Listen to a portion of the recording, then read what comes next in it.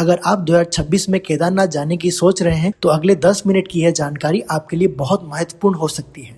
केदारनाथ में ऑक्सीजन की समस्याएं क्यों होती है? जब हम अपने शहरों में रहते हैं तब हमारा शरीर सामान्य ऊंचाई पर काम करने के लिए आदी हो जाता है, लेकिन केदारनाथ लगभग 3583 मीटर की ऊंचाई पर स्थित है। जैसे जैसे ऊंचाई बढ़ती है हवा पतली हो जाती है। बहुत से लोग सोचते हैं कि ऊपर जाके ऑक्सीजन कम हो जाती है। असल में ऑक्सीजन हवा में मौजूद रहती है, लेकिन उसका दबाव कम हो जाता है।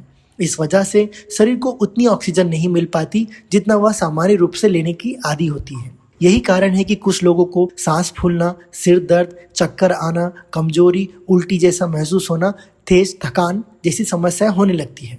क्या हर व्यक्ति को ऑक्सीजन की समस्या होती है?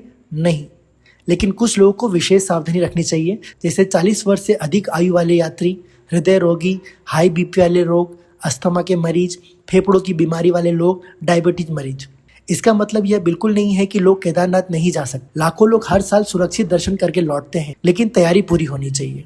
यात्रा से पहले कौन कौन से मेडिकल टेस्ट करवाने चाहिए? यात्रा से पहले ये बेसिक टेस्ट करवाना समझदारी हो सकती है। ब्लड प्रेशर टेस्ट, अगर बीपी पहले से ज्यादा रहता है तो ऊंचाई पर परेशानी बढ़ सकती है। ब्लड शुगर टेस्ट, डायबिटीज मरीजों को विशेष ध्यान रखना चाहिए। ईसीजी, दिल की स्थिति का सामान्य आकलन करने के लिए। ऑक्सीजन सैचुरेशन चेक, अगर पहले से कोई समस्या है तो डॉक्टर से सलाह ले सकते हैं। जनरल फिजिशियन कंसल्टेशन, ये सबसे जरूरी होता है। एक बार डॉक्टर से फिटनेस सलाह लेकर जरूर जाएं, लेकिन केवल टेस्ट काफी नहीं है।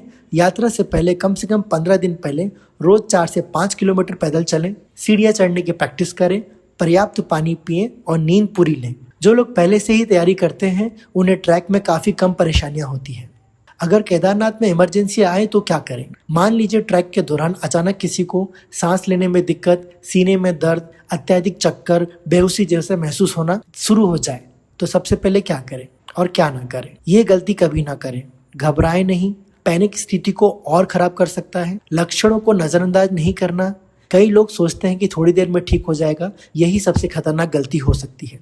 क्या करें? तुरंत रुक जाएं, आराम करें, गहरी सांस लें, पानी पिएं, आसपास मौजूद मेडिकल सहायता केंद्र से संपर्क करें, पुलिस, आरडीएफ या प्रशासनिक टीम को सूचना दें। यात्रा मार्ग पर कई मेडिकल सहायता केंद्र लगाए जाते हैं। गंभीर स्थिति में रेस्क्यू और आगे की चिकित्सा सहायता उपलब्ध कराई जाती है। याद रखिए, समय पर मदद लेना कमजोरी नहीं बल्कि समझदारी होती है। केदारनाथ की यात्रा केवल एक धार्मिक यात्रा ही नहीं, यह प्रकृति, आस्था और धैर्य का अद्भुत संगम है। लेकिन पहाड़ों के अपने नियम होते हैं। अगर आप तैयारी के साथ जाएंगे, अपने स्वास्थ्य का ध्यान रखेंगे और मौसम व प्रशासनिक सलाह का पालन करेंगे तो आपकी यात्रा अधिक सुरक्षित और यादगार बन सकती है। बाबा केदार के दर्शन तभी सबसे सुखद लगते हैं जब आप स्वस्थ और सुरक्षित होकर मंदिर तक पहुंचते हैं। अगर आप केदारनाथ और 4 धाम से जुड़ी ऑथेंटिक अपडेट्स, ट्रैवल गाइड्स और महत्वपूर्ण जानकारी पाना चाहते हैं तो हमारे चैनल को सब्सक्राइब करें।